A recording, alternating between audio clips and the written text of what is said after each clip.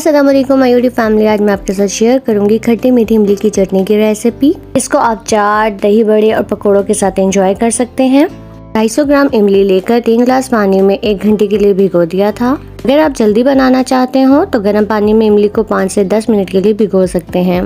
ये देखें, गुठलियाँ निकाल ली हैं। ये छिलके हम थोड़ा सा पानी डालकर ब्लेंड कर लेंगे।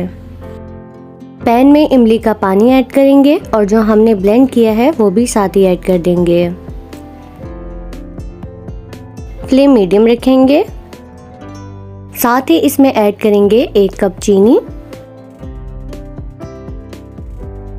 1 टेबलस्पून भुना हुआ जीरा, इसको हाथ से पीस लेंगे।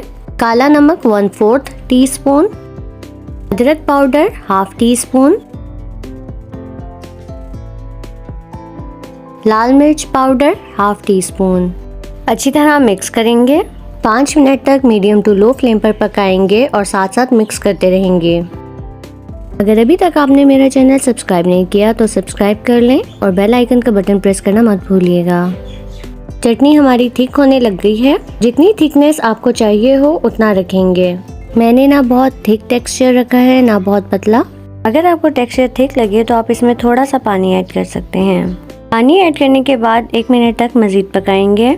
इमली की मज़ेदार चटनी रेडी है। इस रेसिपी को घर में ज़रूर ट्राई कीजिएगा और फीडबैक देना मत भूलिएगा।